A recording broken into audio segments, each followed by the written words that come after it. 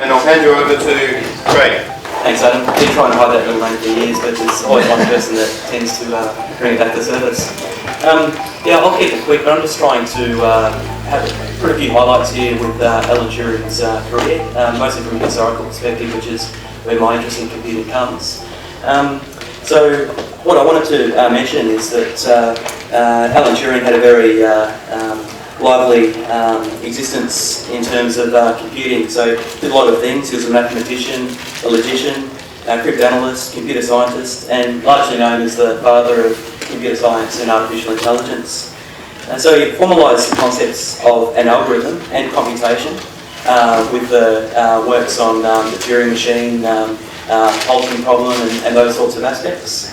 And interestingly, the first official Turing machine is actually was created in the 1800s by Charles Babbage, which is the analytical engine. So I've actually got a photo of a replica of the difference engine on the screen here, which is one of Charles Babbage's other pieces of work. But certainly Turing's work helped to formalise some of those previous efforts.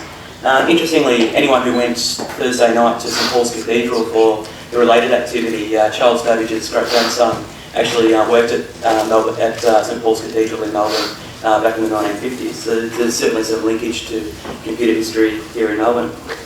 So Turing, as well as the computational aspects, did a lot of work in code breaking during the Second World War. So he helped invent the bomb or bone, depending on how you want to pronounce it, which was a electromechanical machine to help break the Enigma during the Second World War. So it was electromechanical. It's basically there to break rotor order, rotor settings, plug ball settings and such, based on some cribs or known fragments of plain text in order to be able to help the Allies' victory there. So there's a photo there of the only bomb in existence. There were 300 made by the end of the Second World War. At the end of the war, they were to be destructed, all of them. One of them remains, and that's actually at the NSA at the moment in the National Cryptological Museum. And there's also some photos of some Turing machines there. Now what I'd like to do, and it was mentioned earlier today, the upcoming Turing movie, so I'll just put the trailer on for a couple of moments there.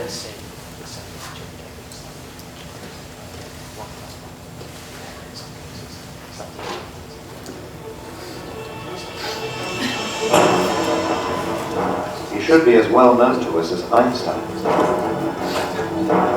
Instead of being treated as a hero, his country persecuted him. So, what did you say to the Prince? I told them everything. I told them I'd been having an affair with Arnold Murray, and that he'd given my address to a young man who was known to burgle men he'd met for sex. His name was Alan Turing. He cracked Nazi military codes and changed the course of World War II. There are some things I can't say. Things you can't know about war. Things you can't even think. Turing's own personal contribution towards winning the war was crucial.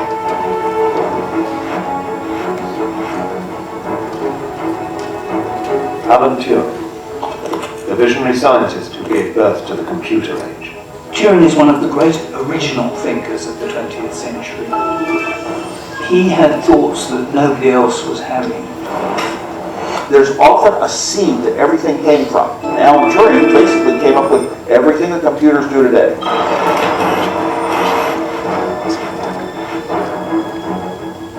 During his lifetime, Turing's achievements went unrecognized. Instead, he was disgraced for being a homosexual when homosexual acts were illegal. What's happened? We'll have decisions to make. What are you saying?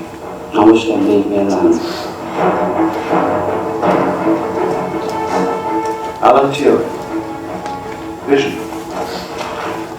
Outlook.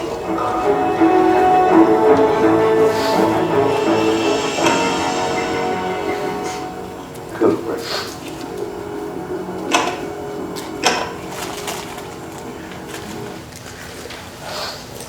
Okay, and it's interesting to see that after his World War II efforts, he was actually given a order of the British by King George VI at the time, and recently Bletchley Park has been made into a computer history centre that commemorates Turing. There's a clip from the Queen's visit recently, so this may not be as exciting as the last trailer, but I will put it on.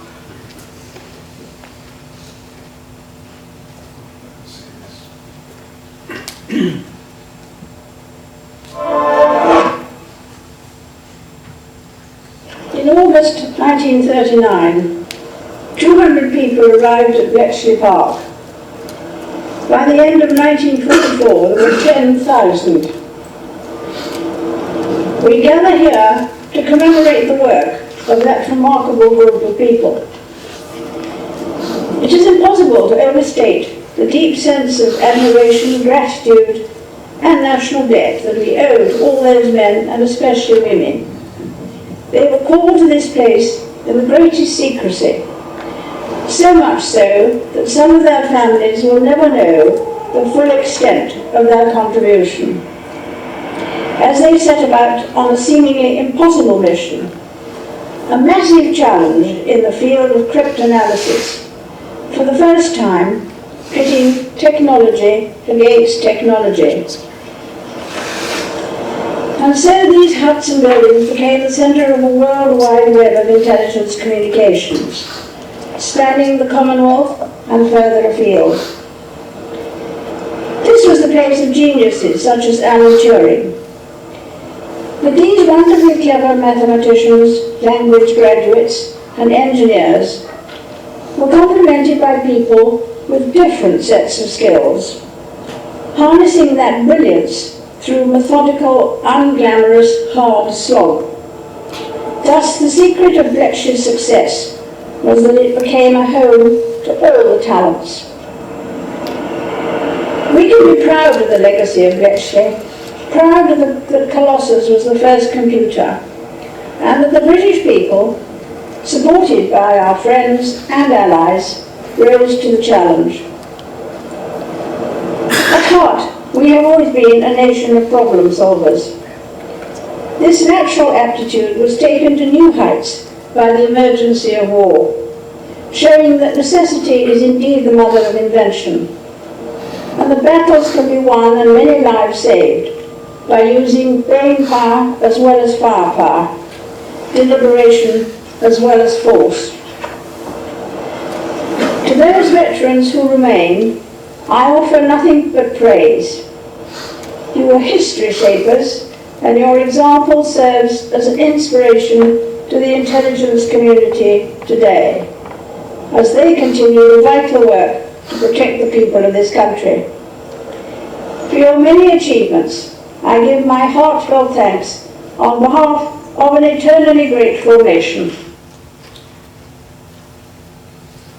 Okay, so with that intro, we've got some agenda topics. We don't have to stick with those, but certainly that's just a starting point for suggestions. And I'll probably throw off the first question, and then we'll hand over to the audience to assist with the panel. So the first question I've got is around probably around the likes of Turing's work, and some of his work. Do we see it on a day-to-day basis? With the example I was thinking of is the reverse Turing test, with what we see on the internet as captures, or the images where you need to answer a secret question and answer, or something along those terms. So that being a reverse Turing test where a machine is trying to identify that its receiver is actually human and not a robot. So do we have any other common examples of some of Turing's work on a day-to-day basis? So I'll hand over to David, Marcus and James. Well, firstly, that light is slightly annoying. That's nothing to do with Turing. As the trailer for the film showed, I mean, in so many ways, it's pervasive. I haven't yet come up with a really nice, great example, but we use modern computing devices and If you have prepared in your test, you just answer a different question. Which I would also have to do. Can I ask a question? Can somebody explain to me what's the difference between what Charles Babbage did and what Turing did? Well, Babbage was working on a difference engine. He didn't quite complete it, but Babbage's thing was going to do essentially arithmetic, and as far as I know, not a lot more. Whereas Turing came up with a notion of what computability is, so logarithms, exponents, square roots, whatever, and formalised it with this abstract model called the Turing machine. Babbage could never deal with advanced arithmetic like absolute and relative error and so forth, and Turing's machine could, I believe. Oh, Turing's machine could do far more. It could calculate. Algebra, everything, yes. As far as we know, I mean, there's this thing called the Church-Turing thesis, which what we do know is that Turing and contemporaries came up with about 6 different models which are all shown to be equivalent in computational power, and it is widely conjectured, called the Church-Turing thesis, that anything any of those can do is all that can be computed, and that's what the Turing machine and the other models can do. The Babbage engine, while much earlier, was going to be far more limited. So he developed the first computational model, theoretical model, where we still believe that it can compute everything which can be intuitively computed, and so he was the first in doing that. I think another thing not to be overlooked with the difference between Turing and Babbage is that nobody else really understood Babbage's work, at least not at the time. It was like this miracle machine that this magician Babbage was working on that would do something that was going to be great. But no one, probably apart from Babbage himself and maybe a few initiates, really understood what was going on. Turing's notion of computation was intuitively simple enough that others could grasp it and run with it. I think that's part of the historical legacy, is that because it's simple enough, intuitive enough that other people could pick up and run with what Turing was saying, it spread a lot further. Let me add one more correction to this. I said that Turing was the first one, which is true, but you could argue that Gödel 5 years was before, and I mean, maybe that's heretic, especially in the Turing year. So maybe Gödel was an even greater mind. And I sometimes, okay, I mean, how can you compare 2 great minds? And here is a close relation. So Gödel was interested in provability in mathematics, and his main contribution was, or the difficulty in his contribution was to convert a mathematical proof to an arithmetic statement about multiplication and adding numbers. And you can, in a certain sense, translate that one-to-one, although that's highly non-trivial, into the concept of converting any program to a program on a universal Turing machine. So Turing had it sort of easier because Gödel's work was already there. So we should also celebrate Gödel at some point. But he's famous enough, right?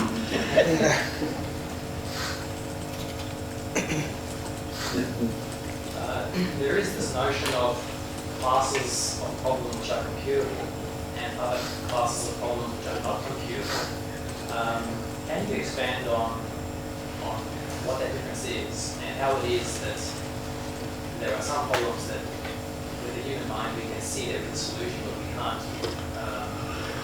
can't prove that, or we can't calculate, we can't compute the solution or something. Explain how that works. Well, okay, let me start and you go ahead. But there are many answers to this question probably.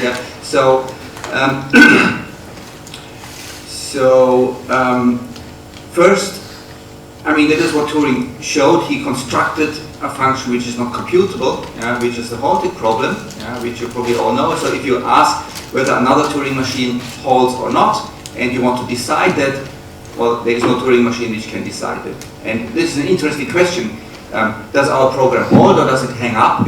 And so there is no general solution to this problem. So, I mean, sort of these functions exist. But I guess your question is hinting at sort of the Gödel type, Lucas, Penrose argument that we can see truth of some mathematical statements, but we cannot prove it. Was this your question? Yeah.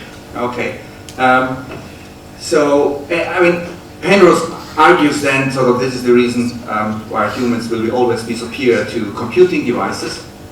And I think he's seriously mistaken in various ways. I mean, first, he starts with the wrong premise that a human is an infallible, most powerful mathematician, or theorem prover, which we are not. Yeah? So we make errors and we have limitations, even if we don't make errors. Yeah?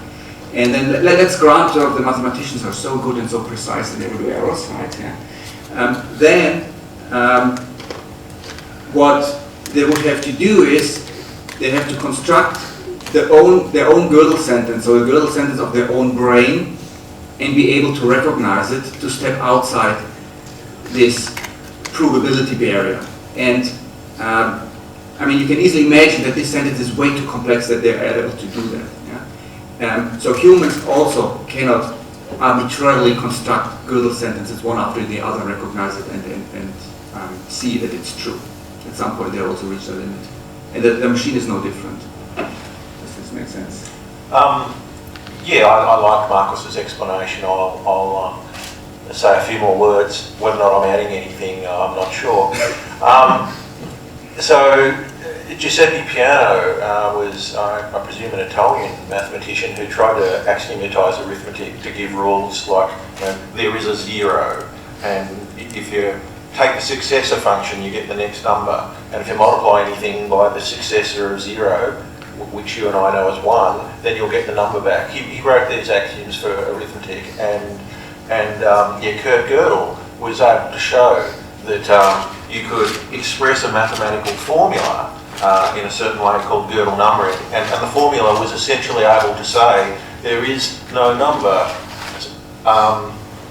There is no number which proves this statement true, I think. So basically, Gödel was able to assert that there was a true but unprovable statement.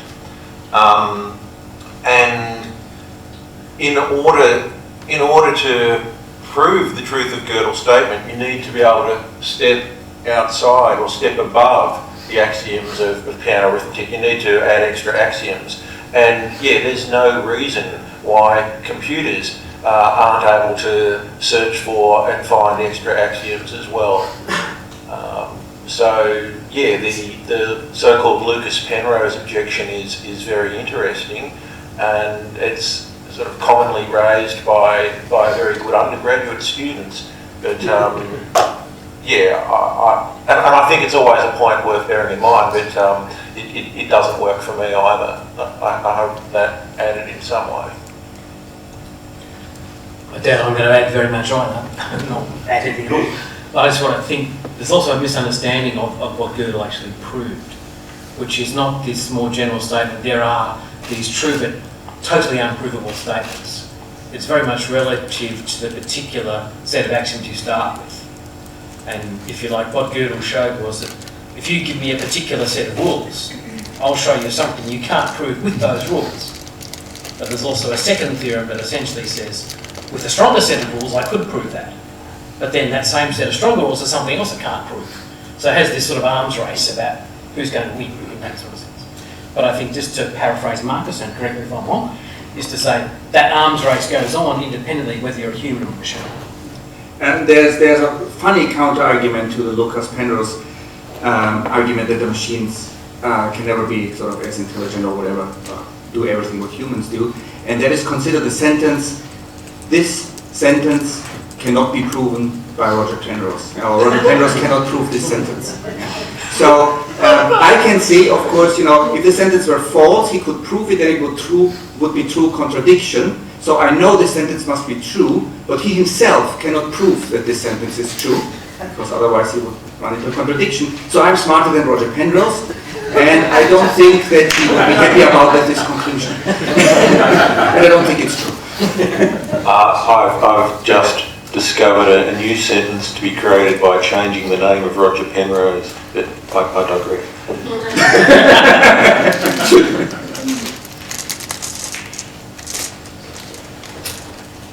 Okay, so just getting back to Alan Turing and the fact that this is a year celebrating his contribution, particularly in the history of technology. And the controversial thing about, one of the controversial things about his life was that he was persecuted because of his homosexuality. In your own disciplines and fields, are there other social trends that tend to exclude certain geniuses, perhaps, that you are aware of? Is this something that is a human, an aspect of human nature, that we tend to push out people who are so different, or perceived to be so different, because of their genius, because there's something that means that they don't fit in with the rest of us? Are you familiar in your own fields? Or I think in terms of, let's call it, social differences such as homosexuality, what have you, I don't feel qualified to comment, but I do know that there are particular, what's the word here, people who think outside current paradigms, and often are criticised for doing so or marginalised for doing so. But I often say, but so was Einstein and Galileo and Turing and various others for that matter, within the disciplines from the point of view of scientific method and the way in which one attacks problems. I think, I'm not personally aware of this happening, but I can imagine it would if someone's submitting a paper to a journal that happens to use different languages or different way of argument. In one sense, there's just sloppiness, which is just wrong.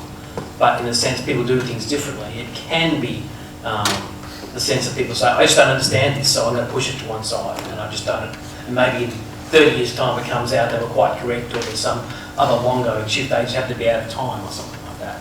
So it certainly is possible, and I've certainly seen instances of when, I guess, anyone who supervised PhD students has to have the task of getting examiners for them. But you do know if there's the wrong kind of thesis sent to the wrong kind of examiner, then they're just going to say, that's buzzing with my worldview. But I think all of us here are flesh and blood, and all of us have human properties and failings, and something like that is probably inevitable, despite the fact that it's not highly undesirable. Yeah, I can only agree. So I haven't seen any case where someone was discriminated because of personal reasons, yeah, but if you do something a little bit outside of the box, then it can be hard. And there's a very cute paper, famous paper rejects. So Shannon's famous paper about information theory got rejected. RSA cryptography got rejected. Relational databases got rejected. Dijkstra's algorithm got rejected. But what is even more funny is to read why they got rejected. So I don't want to repeat that here, yeah, because I would need more time, but just try to find this paper and read the reasons. It's hilarious. I'll take my turn. So personally, in my own meagre contributions, I remember once I was explaining to a colleague about minimum message length. This was quite a while ago, but I can quote this person verbatim. It's quite easy to remember what they said. I just have to stand back a bit from the microphone. And the person said, please do not tempt me to name the person because I would love to. I apologise, I'm deaf, I didn't hear that. I remember when I first spoke on Tuesday 27th of February 1996 about this stuff about MML and information theory being relevant to intelligence, to an audience of presumably MML sympathisers at Monash. Chris Wallace, in his own way, condoned what I was doing, but everyone else seemed to not be particularly interested. And Jose Hernandez tells me when he was shortly after me doing the same thing that he mailed prominent people in the area who I won't name, no one in this room, and just drew blanks. And to add to the list of people whose ideas have been rejected, the 2005 winners of the Nobel Prize in Physiology and Medicine, Barry Marshall and Robin Warren, for their work about Helicobacter pylori being the cause of stomach ulcers. Barry Marshall says, keep your rejection notices, don't read them, but keep them, say them up for special occasions so that you can be an invited speaker and say, in 1982, when we submitted this, they got the response, dear doctors, Marshall and Warren, thank you very much for your paper, for your submission, but this year we had an unexpectedly large number of submissions and we were only able to accept 54 out of 67. And one of my favourites, Alfred Wegener had this crazy, ridiculous, ludicrous theory that the continents move. And he got vitriol in his time, and I, sometimes feel a bit personally affected by this sort of stuff. You need a tougher hide than I have. And Georg Cantor, for crying out loud, Georg Cantor and his theory that there was more than one sort of infinity, and the fact that contemporary mathematicians were rejecting that, surely contributed, I can't articulate how much, but surely contributed to his suicide. And I think in the case back to Alan Turing, wasn't just his homosexuality and the supposed crime of so-called gross indecency, but he was a war hero who was suddenly being persecuted because his homosexuality supposedly made him more of a security threat. So it's all yeah. So that's my throw in as well. Thank you. I just wanted to mention that Einstein himself was persecuted by the United States Internal Revenue Service, not putting the tax returns. He got. So that was fixed by President Truman, who ran out the tax department, told them that Garrett Einstein never paid tax returns alone.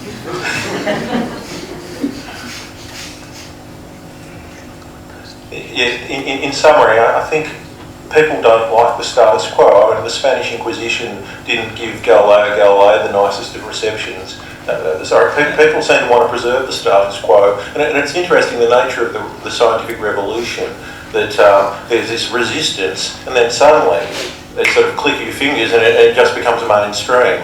And the philosopher of science, Thomas Kuhn, commented that basically you have to paraphrase, wait till the old guard die and step down from the editorial boards and the reviewing process.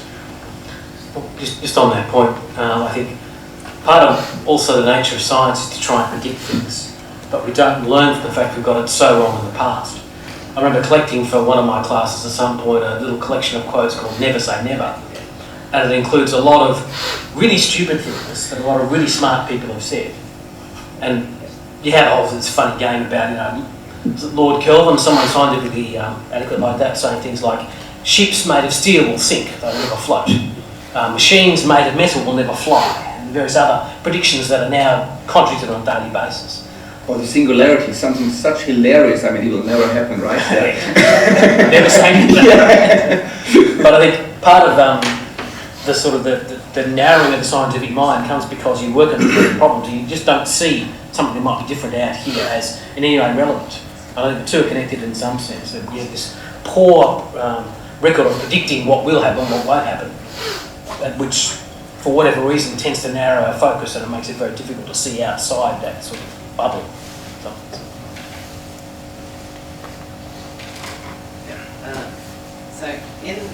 So Turing proved that you only basically need one Turing machine.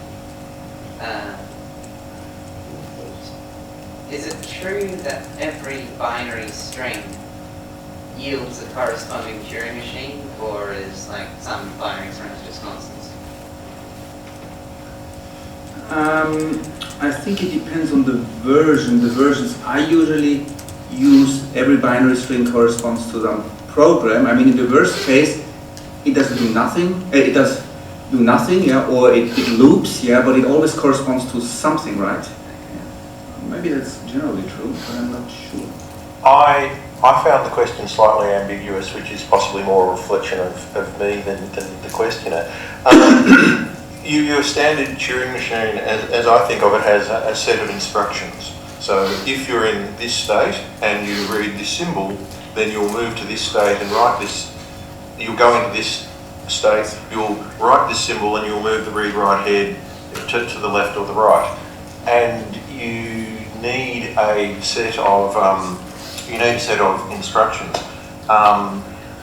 Once you've fed some input into a Turing machine, then it will either terminate or go into an infinite loop or be in the process of doing a calculation, possibly becoming, emulating, simulating another Turing machine. Have we answered the question? Perhaps not. Well, let me try and rephrase it. Turing proved that for every Turing machine, there exists a binary string such that the binary string simulates the Turing machine. Yes. What I'm wondering is whether this numbering function is bijective. Yeah, it is, because so the universal Turing machine, what it does is it reads this binary string, interprets it, and then simulates this Turing machine. If this binary string sort of is syntactically not valid, then maybe it halts or it loops. I mean, you can define it as you like. So what you would then have, a syntactically sort of wrong binary string, would still correspond to a function, namely a function which is nowhere defined. Yeah? And that is a valid function because we are only talking about partial functions. So, yeah, a universal Turing machine, and they exist, and once you've had one, you can make infinitely many of them, has the property that you give me a Turing machine and I'll feed an input to it that will make it start to behave like yours. But maybe more interesting is this question or the outcome, so the answer to this question relevant for some other problem you have, or was it just out of curiosity? Sort of out of curiosity. I was also thinking of the AIXI algorithm and whether the sum ranked as over all binary strings or all syntactically valid binary strings.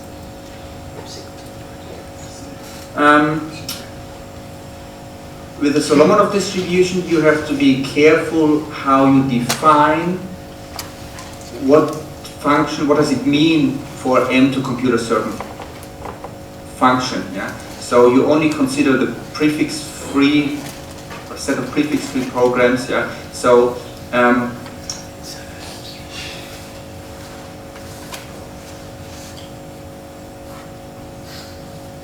for the Solomonov distribution, you have actually not finite programs on the input tape, but you always have a half-infinite tape, and it's always filled with zeros and ones. Okay, and then the Turing machine, yeah, just reads up to a certain point, and then maybe halts or not, or reads further. And then you regard this piece of input as your input. Then you can show that not all of these strings will appear in the input, because sort of if the Turing machine halts after reading 10 bits, of course it will not halt after reading 15 bits because it already halted, right? Yeah. So in this sense, there will be input strings which do not correspond to a legal input. But maybe that is rather technical, and we take it offline. Yeah, thank you.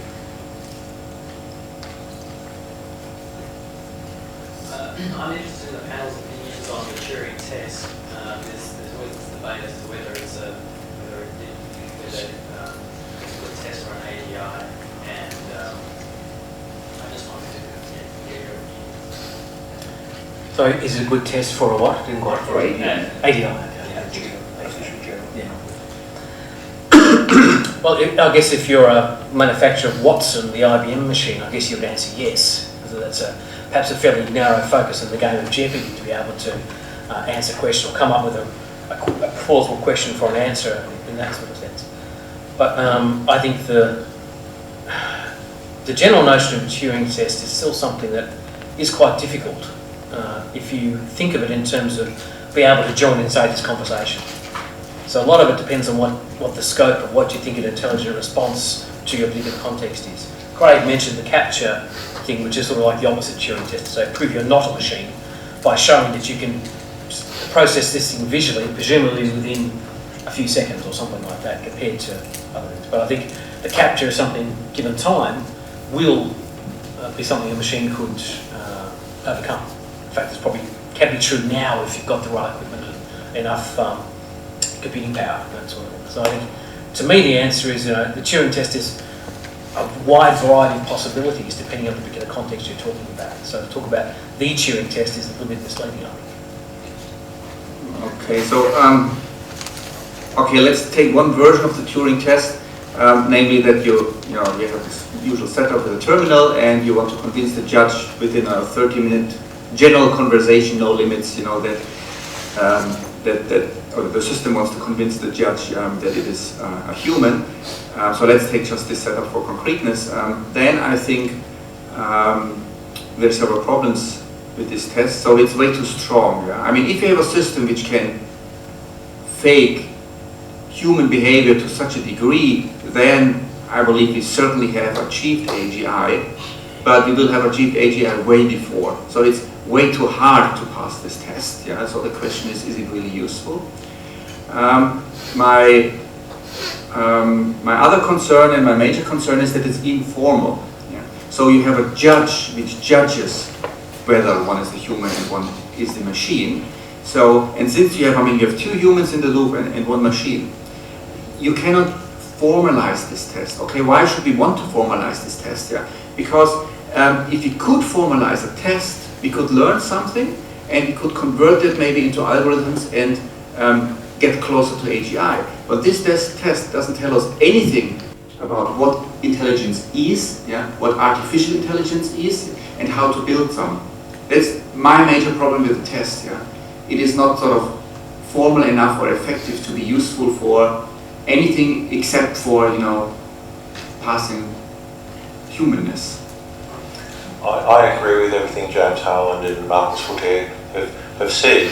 I think to go back to 1950 and the informal talks that Alan Turing was giving beforehand, just as still today we have people sceptical about the technological singularity, and indeed I received a review from a paper a few days ago where one of the reviewers pointed out that in the United States there's a very large number of people apparently who regard those who believe in the technological singularity as kooky. It was very nice of them to give us that review. Alan Turing, way back in the late 1940s, before his 1950 paper, was encountering similar resistance. So he proposed a test, which I think if one goes back to that time when there weren't a lot of computer programs around and there wasn't a lot of discussion of the work of Solomonoff or Wallace or whatever, I think the test in its day was ahead of its time. There are still people working on it. There's this Loebner Prize thing that people are doing. Many people in the artificial intelligence community nowadays would say that the Turing test per se is a little bit of a distraction, either from machine learning problems in artificial intelligence or indeed many other problems in artificial intelligence. I just add that for me, that the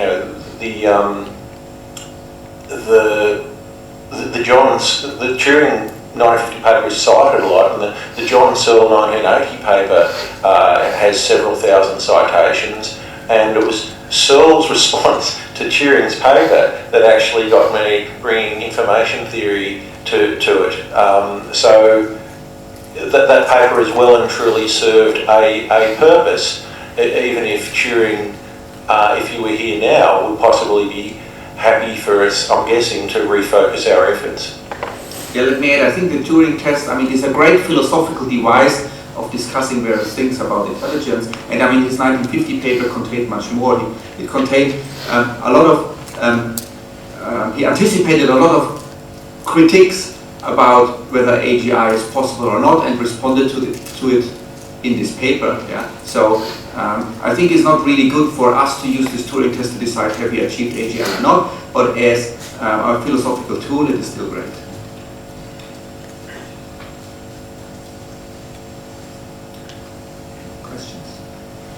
I don't have so much a question as a suggestion. Not everybody in the audience is a computer scientist. Could you care to sort of explain, perhaps non-technical terms, what the halting problem is, what the universal Turing machine is? Perhaps also give an intuitive understanding as to why our computers are computationally equivalent to Turing machines. Okay. I'll be first cracking this guy. Maybe I'm wasting your knowledge. I'm just suggesting not everybody may be so acquainted. Okay, well, or maybe make a point. Who wants to hear that?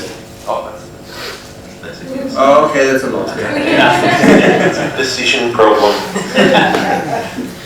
I guess if you take a computational problem of some, whatever that may be, there is a Turing machine, which I won't attempt to explain particularly because that's probably too long, that can solve that particular problem. That's the Church-Turing thesis David was referring to earlier. A universal Turing machine is one that can solve a computational problem by taking a Turing machine of any sort and using it as input to the machine. So if you like, the genius behind Turing's conception was that you could have a machine not just with data, the same way that one could use the then newfangled telephone for a particular purpose by putting in the data, i.e. the number you wanted to ring. You could also put into this universal machine the instructions the machine was to follow. That was probably the most revolutionary thing, that you had a machine that could take instructions as well as data. So if you like, the universal machine is something that will take instructions as well as data and run those instructions on that data. Now, in terms of instructions, it's a Turing machine. So a universal Turing machine is this machine that will take any other Turing machine and any input to that Turing machine and execute in exactly the same manner that the original the input machine would.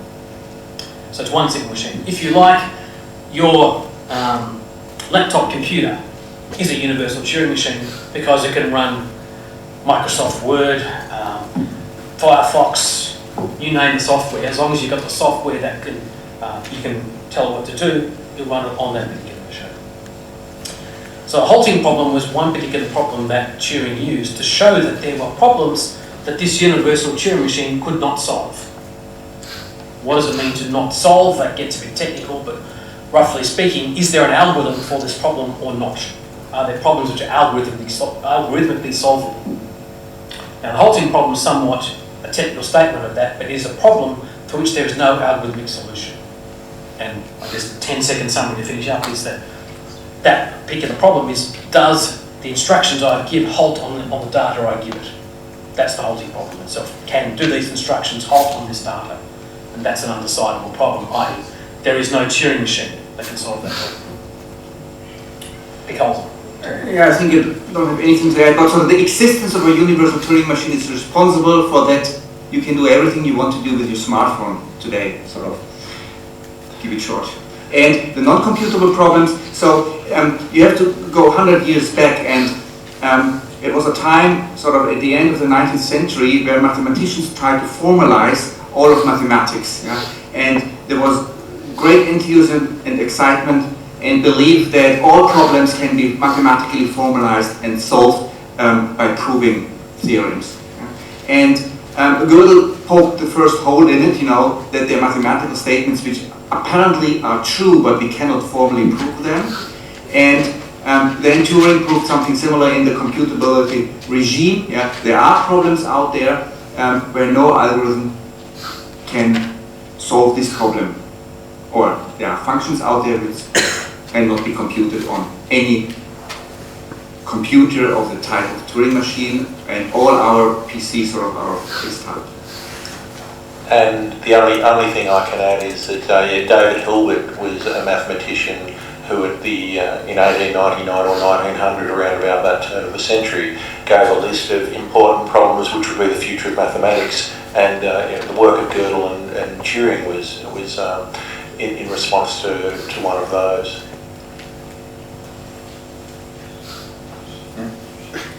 Yeah, I just wanted to ask a bit more about the Chinese room argument.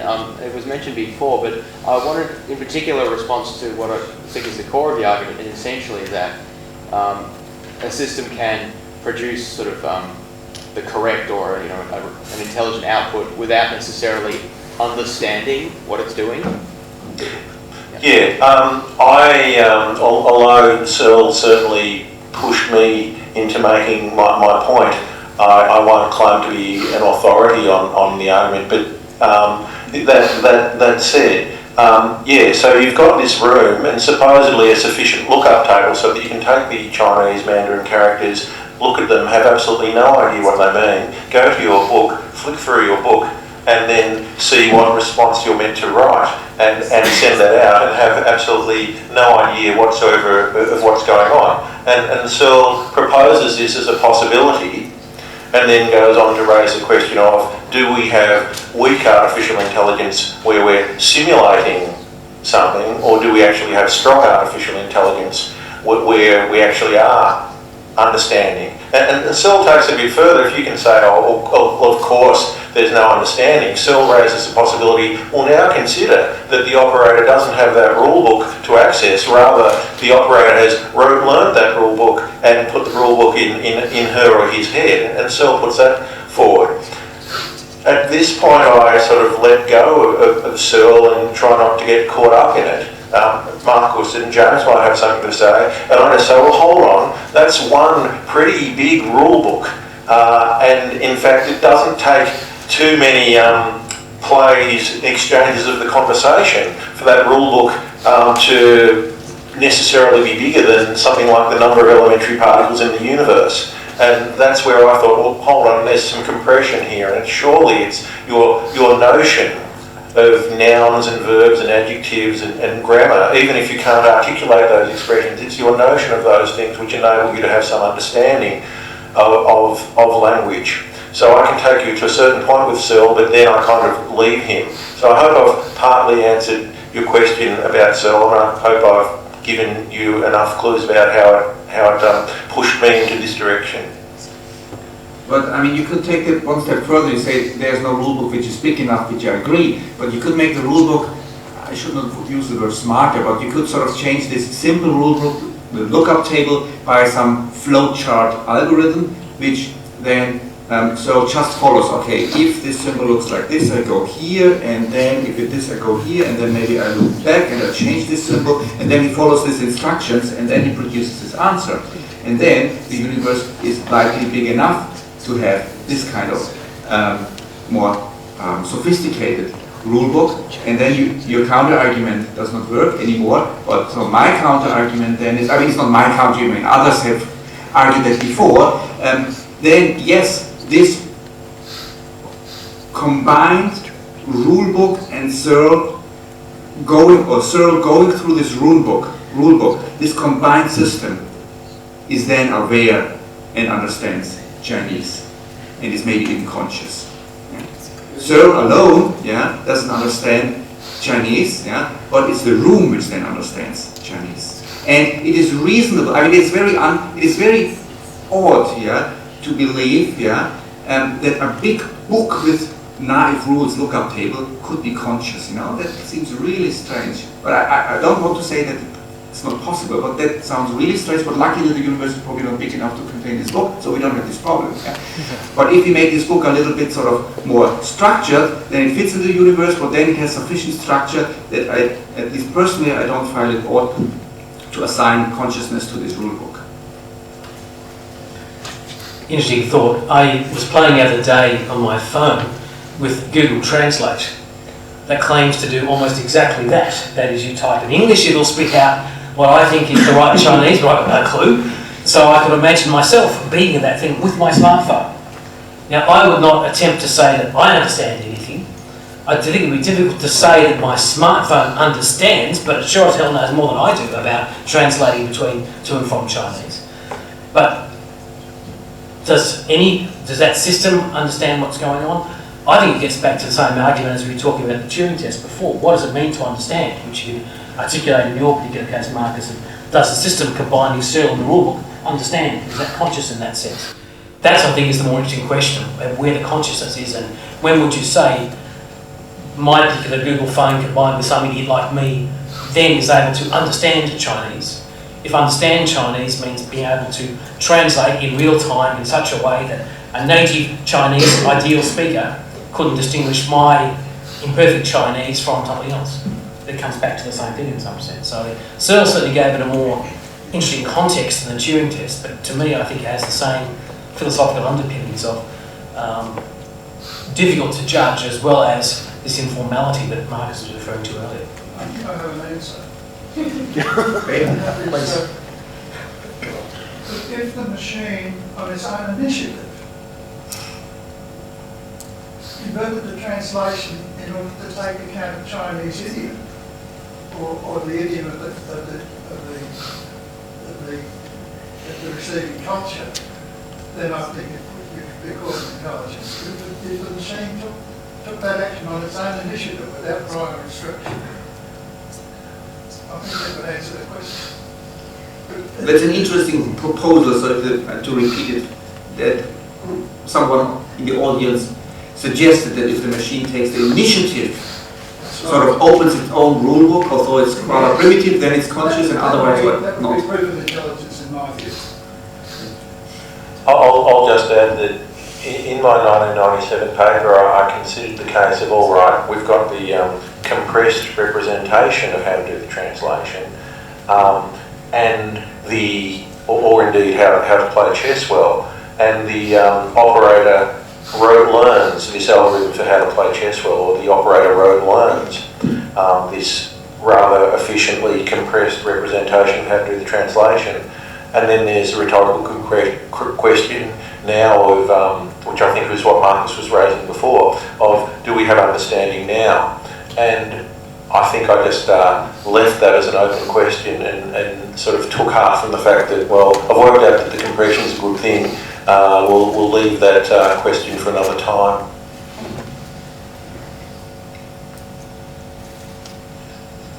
Yeah.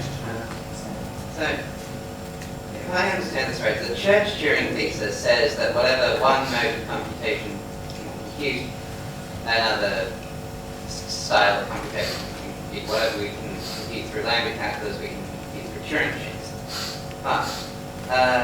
But we could strengthen that claim to say that whatever we can solve quickly by one method, by one formalism, we can solve quickly by another formalism. So, is there any evidence for that, or has that been ruled out?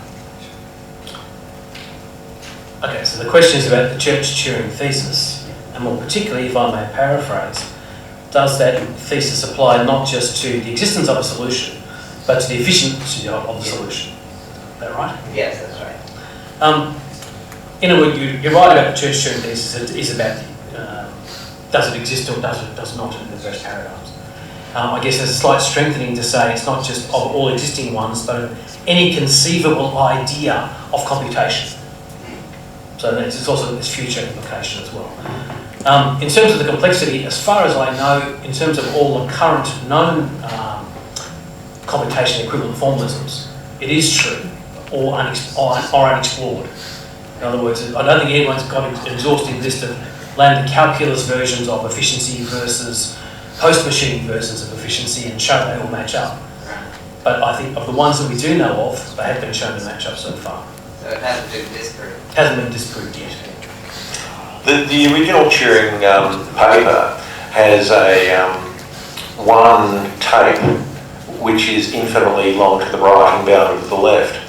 When you allow the tape to go infinitely far to the left, and indeed when you allow a second tape, this enables you to go a little faster, because you can write stuff down on the second tape or write stuff down to the left and then access it. Whereas with the original Turing model, it can certainly do anything else anything can do, but sometimes it has to basically stop what it's doing and make more room on the tape and push everything down further and then come back.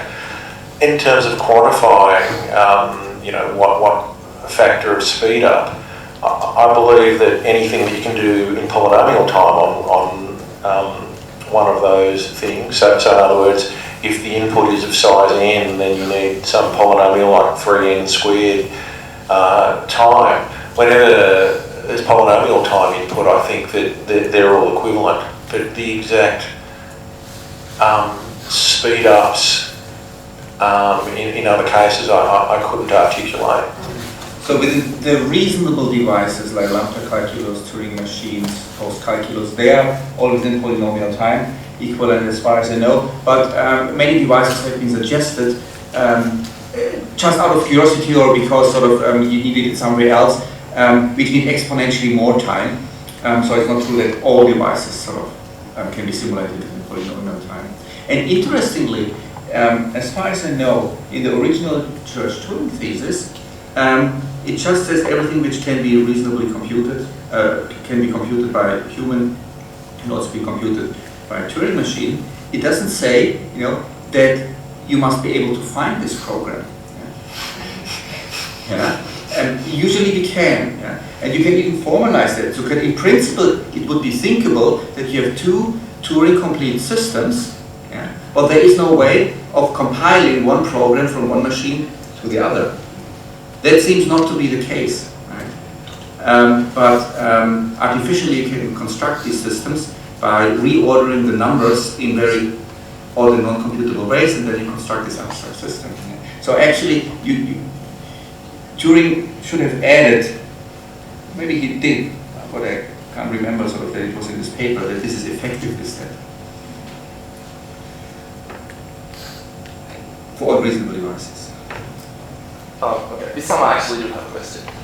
So, as was mentioned today, I mean, before the 1950s, we already had, a good understanding of information exchange and communication as something that could be understood in terms of probability. And we also sort of had, all of Turing's discoveries. Yet, can you elaborate on why sort of the paradigm in AI research for so long has been based on logical formalisms, on formal logic as opposed, to data compression and to sort of many of these other areas you've been discussing? So the question was why did AI start out with logical, deductive, reasoning, symbolic, rather than based on information theory, because I mean this was available also in these days. I believe it at least two reasons. One was we as humans are particularly proud of our logical reasoning capacity of using language, so it was quite natural, yeah, to try to construct a system to directly reason logically and use language, right? Rather than going to a lower level, yeah, and then hope that this higher capacity somehow emerge. Why not direct the problem, address the problem directly? And so it could have been that if the early AI fathers had taken the information theoretic probabilistic approach, that even then they had failed. I mean, it has sort of failed anyway, but I mean even more severely, because it seems that the probabilistic information theoretic approach is more resource hungry and need faster computers, which were not available at these times. So with expert systems, very small computers, you could already do something, and Bayesian networks maybe would have produced no result and they would have abandoned it.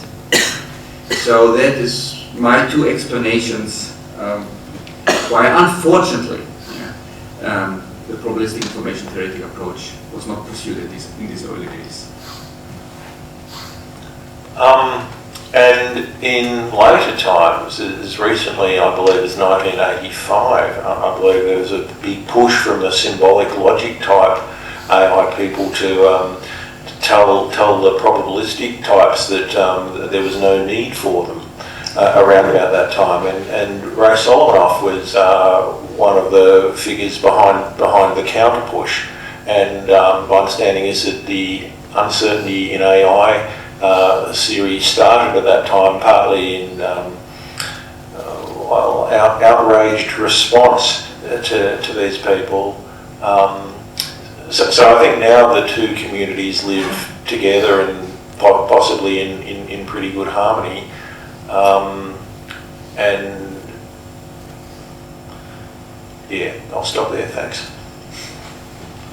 I think just, again, I don't think I've much more to add except to say, you've also got to remember that scientists are human. And I think a lot of, one can just look back over the last 50 years or so and say, gee, why didn't we do that? If we knew then what we knew now, but then the number of times I've said that in all kinds of ways in my life is far too number to count. So I think you've also got to remember that science is done by humans and humans are fallible and make mistakes. And I think that's one can, I think, reasonably conclude that if we knew back in 1950 or so what we knew now, then things would have turned out very differently. Yeah, in 1950, yes, but in this case, at least in 1964, Solomon published his universal induction/prediction scheme, and if you read this paper and think about it, it is absolutely great, and people should have jumped on it, but then it was probably too late, and the majority of AI researchers tried to build symbolic systems.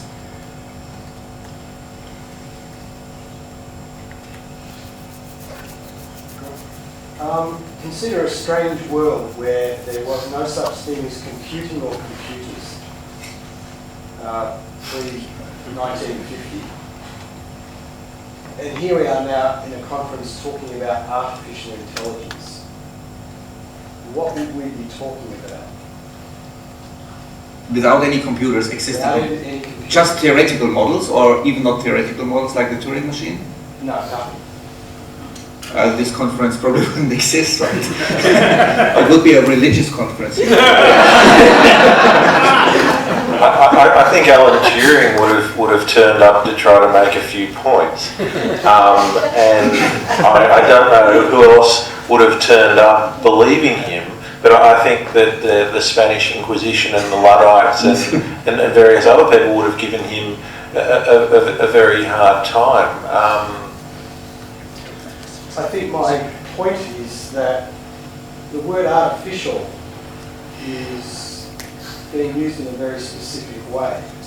And if you were to replace that word with the word inorganic, you would have a whole other story and there would be a conference. When they held the gathering in Dartmouth in 1956, I believe John McCarthy hosted it, a later Turing Award winner. Ray Solomanoff was on the guest list. And I believe the term artificial intelligence was coined then. If they'd asked me, and we can certainly forgive them for not doing that for any number of reasons, I might have called it simulated intelligence, but whatever we want to call it, it's adjective intelligence.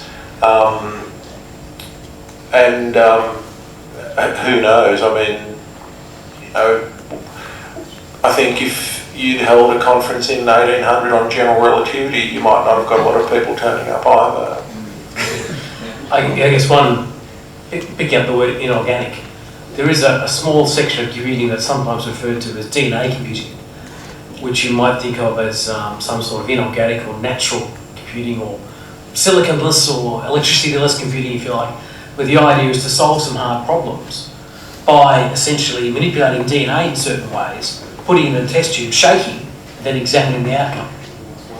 So there are things like that that I guess you would classify as inorganic or chemical intelligence, if you will, in that sense. But I think those are perhaps evidence of the robustness of some of these ideas of computation that goes beyond electrical circuits, if you like. But they happen to be one of the most convenient expressions of the things we're talking about. I couldn't imagine, for example, a lot of current experimentation on this, let's call it chemical computing, taking place in labs, because it would take literally years. In fact, we've often gone the opposite way. A lot of biological laboratories now take place in silico, as they say, by doing experiments on computers. So I think there is probably some extent your answer, just the fact that it takes a long time to do these things physically, whereas electronically do them in a matter of milliseconds. That's part of the reason it's much harder to create inorganic intelligence that's not artificial intelligence. Okay. Any hands? The red guy? Yeah, back there. Red jacket? Oh, no, sorry. I just wanted to ask what the panel's views were on emergent intelligence on the internet. Gaia hypothesis. Well, firstly, I'm sorry. Well, emergent intelligence and the internet. There was a time I would have said that's a contradiction in terms. I guess it depends on, are you talking about the intelligence of the network itself, which as an organism which routes millions and millions of packets within seconds to their destinations? I think I could argue that's a very intelligent organism. And certainly how emergent it is, i.e. is the intelligence emergent based on some non-existing properties that have happened to come together as the result of interactions, I think that almost defies analysis because there's far too much data for anyone to make sense of it. But there certainly is a sense in which that daily happening of transmission of data is quite clearly one of the most intelligent things that humans have put together. In terms of intelligence of the content, I think that's a whole other story. Yeah. I meant of the infrastructure, not of the infrastructure. Yeah, I don't have much to add. So I think, I mean, if you shut away all human users now from the internet, I think it will not do much for a long time and will die out. Yeah, but you could probably easily modified, and maybe in 10 years it is all in this stage, that it will run by itself. And maybe it is already in this stage, I don't know. Yeah. But assume it sort of would continue running without the human users, and it gets in a more and more complex stage. I wouldn't rule out that this happens, this digital Gaia, that it becomes intelligent.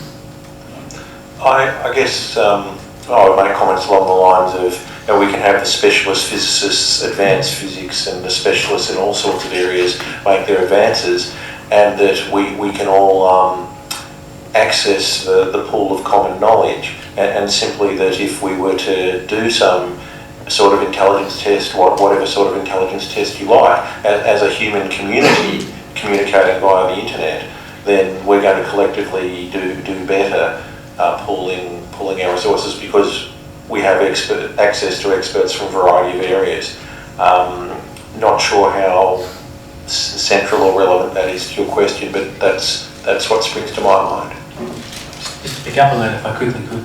I guess some of the work that Sergey Brin was doing when his mother was diagnosed with, I think, cancer, could be argued to be that as well, because he was saying, I want to be able to mine this data about cancer that I can't do without the sense of the internet. That's another sense in which it may be emergent, in a sense it shows us information that we just couldn't process any other way.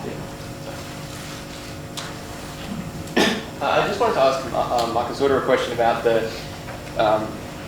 the equation that's used to penalize algorithms based on their complexity, in terms of the more complex an algorithm is, the less prior probability that you associate with that.